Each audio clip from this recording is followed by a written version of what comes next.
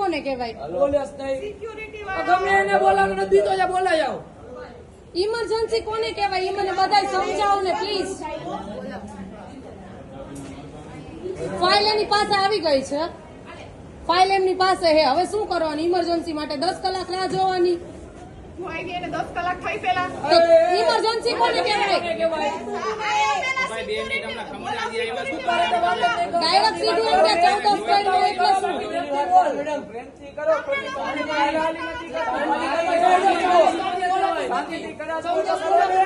આ એને મારું મગજમાં લાગ્યું હે, મગજમાં ખબર પડે.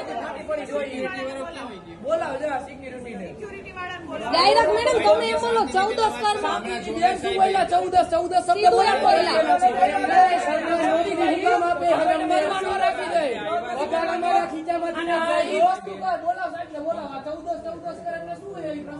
એમ નહીં. ઇમરજન્સી કોને કહેવાય તમે સમજાવો. ઇમરજન્સી કોને કહેવાય?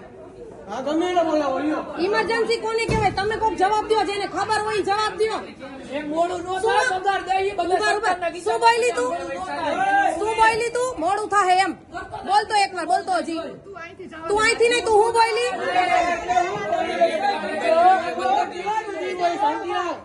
મોડું થાય એમ કે હે, એમ કે મોડું. ના ના, એમ કે મોડું થાય.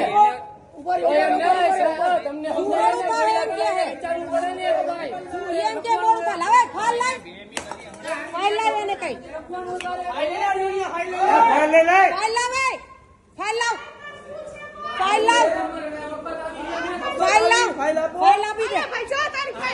અને તું એમ કહેશ કે મોડું થાય તો ઇમરજન્સી છે ની? હા બોલાવો, બોલાવો. ઇમરજન્સી એટલે શું? કોને કહેવાય ઇમરજન્સી? ઇમરજન્સી કોને કહેવાય મેડમ સમજાવો. અરે તારી યાર હું વાત ન કરું, આ તો મારો ભાઈ છે એટલે તને હડકાવું નહીં હું. ઇમરજન્સી કોને કહેવાય? આ રાજકોટ સિવિલ હોસ્પિટલ હે, ઇમરજન્સી કોને કહેવાય? તું સમજાવ મને. હાલ તું મને સમજાવ, ઇમરજન્સી કોને કહેવાય? ઇમરજન્સી કોને કહેવાય મને સમજાવ. ઇમરજન્સી માં પેશન્ટ છે અને તું એમ કહે અરે તારા પેશન્ટ ની, તારી હમણાં કાવે ની, બધાય ની. તારા હમણાં કાવે ના, તારા પેશન્ટ ની એમ કે હે, એમ કે તારા પેશન્ટ એમ કે. તું મફતમાં નથી રહેતી હો, તને પગાર મળે હે.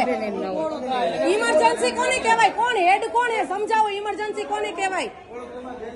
કોને ઇમરજન્સી કહેવાય?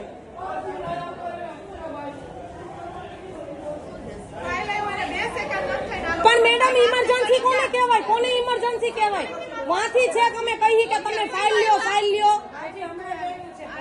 એના હાથમાં ફાઇલ હતી હો, એના હાથમાં ફાઇલ હતી. ઇમરજન્સી કોને કહેવાય? મગજમાં લાગ્યું હે. ઇમરજન્સી કોને કહેવાય? અને પાછી એમ કે 14 સ્કેનમાં ને તારા પેશન્ટ ની. અરે તારી હમણાં પાવી, તારી હમણાં પાવી. તારી નોકરી નો જવાબ તો તું કહી છે. આ તું જો, તું જોઈ લે, તું જોઈ લે, તું જોઈ લે. 14 ની જેને દેતી તું.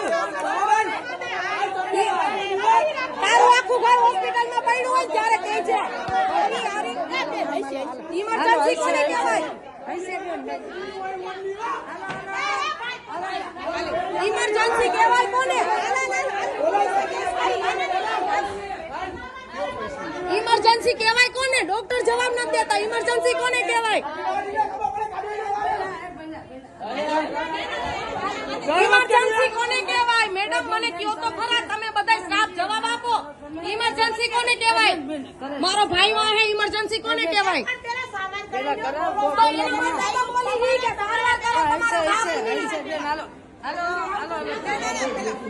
એને હું જવાબ દઈશ, એને હું જવાબ દઈશ. જય દ્વારકાધીશ. હું છું મીરા આહિર. આજનો એક અનુભવ તમને જણાવવો છે, તેમજ આ વસ્તુનો જવાબ પણ જોઈએ છે. કારણ કે આ જવાબ છે ને એ સામાન્ય માણસ સાથે જોડાયેલો છે. સિવિલ હોસ્પિટલમાં ઇમરજન્સીમાં મારા ભાઈને લઈ ગયા. 45 થી 50 મિનિટ અમે લોકોએ ત્યાં આટા માર્યા. કોઈએ કેસ ના લખ્યો. એના પછી એટલો મિનિટ આટા માર્યા પછી માણસ એમ કહી દે કે અમે અમારો ટાઈમ થઈ ગયો જમવાનો, 2 વાગી ગયા છે, હવે અમે આમને ન લઈ જઈએ, અમારો બ્રેક છે. આવો જવાબ મળે અમને. પછી અમે અમારી હાથે લઈ ગયા, પછી બીજે લઈ ગયા, બીજે લઈ ગયા તો એને ચોથા માળે ત્યાં શિફ્ટ કર્યો તો ત્યાંના મેડમ સર ઇમરજન્સી સ્ટાફનો બહુ ગેરવર્તન, મજા આવે એવી અભદ્ર ભાષામાં વાત કરે, મજા આવે એવા જવાબ આપે અને મજા આવે એવું બોલે કે નથી દાખલ કરવો, જા તારા થાય ઈ કરી લે, આવા શબ્દ યુઝ કરે. તો આ વસ્તુમાં જવાબદાર કોણ?